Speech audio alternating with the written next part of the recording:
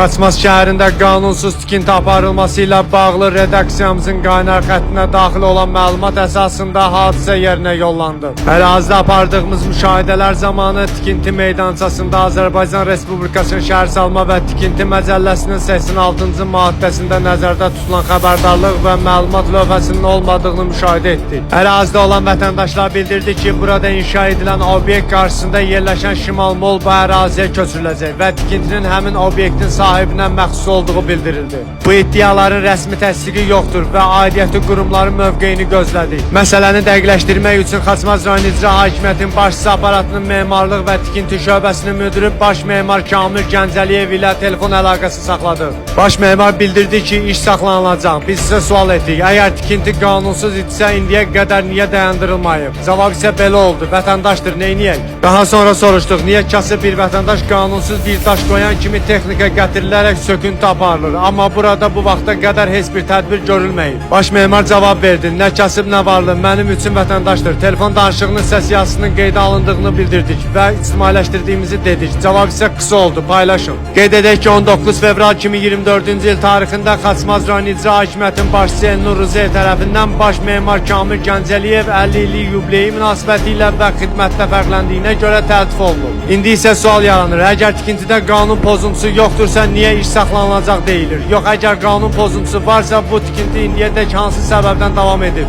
İndi isə həmin telefon danışığının səs yazısını təqdim edirik. Dinləyin və nəticəni siz çıxarın. Sizi ilə mən, Nüsrət Sakitoğlu, Press xəbər. Şəhərsalma və Tikinti Məcəlləsinin 86-cı maddəsinə əməl olunmur. Tikinti...